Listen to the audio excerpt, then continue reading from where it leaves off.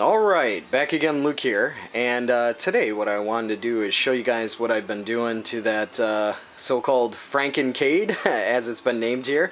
I wanted to try and make this thing a little bit more aesthetically pleasing, and I know there were some people who were thinking, wow, that's really, really ugly, and I thought the same thing, but what I did is, I'm still in the process here, I'm still only about 70% done with it, but I picked up some siding here, and I'm trying to make this thing look a little bit more presentable. I ran out of screws, unfortunately, which is what you see on the side there. They're just kind of like rivets going around through the whole thing. But yeah, I went down to the hardware store and I found this here. It's like some black plastic paneling, and it's really flexible. And I bought some of that and thought, you know what, I'm going to try and make this thing a little bit more, presentable, I suppose. Still has a ways to go, but hopefully it's not as bad as it used to be. I mean, personally, I think it's a little bit better, but I don't know. What I was thinking here is, up at the top, what I'm going to do is get another large piece of this, and I'm going to cut it around here so that the screen is kind of open, but it has a border around the side. And that way when I go to flip the monitor, if I go to tilt it for any of my vertical games, I can still have that border around it, and it'll keep this black background. There won't be any gaps. But that's what I'm in the process of doing here. I got the control panel mounted down there, up underneath here. It's all sturdy and secured now, and that's all wired up. What I also did here is I mounted the coin mech here, and I did this intentionally like this so I could just easily reach over and hit the coin in.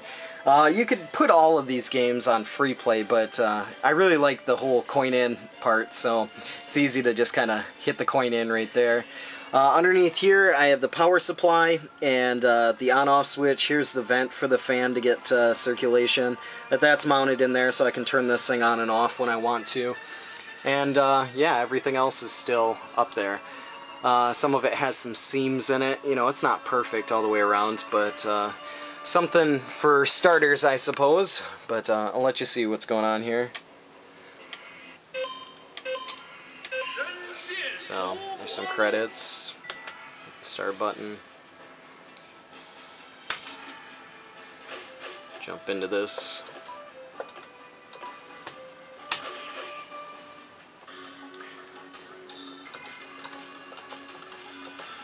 And, it plays really well, so I'm pretty glad about that.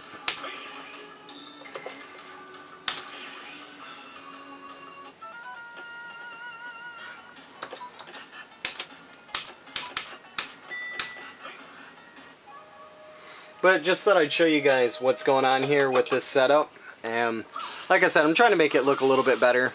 And there were a couple of comments where some people thought that I had actually made this as a, intentionally kind of ripped apart some of my other arcade cabs to make this thing. But the way it was is my other arcade cabs, there were some that had issues, and then the other ones that were really too big to bring over here. So unfortunately everything in Japan, it costs a lot of money to even throw away. So I wanted to keep the working parts off of them before I had to pay to throw them away. And that's where I acquired all these parts here. But nonetheless, it's kind of a, it is a Frankencade, but it works out really well. And for the time being, I'm really pleased with it. It should provide many hours of fun here, but just wanted to share this with you guys for those who may be interested in this monster and what's going on with it. Like I said, it's coming along. It's not 100% complete yet, but it's getting there. So, but yeah, that is about enough jabbering for me. Just wanted to share the Frankencade with you guys, and yeah, like always, I'll put up another video here soon, so thanks for watching.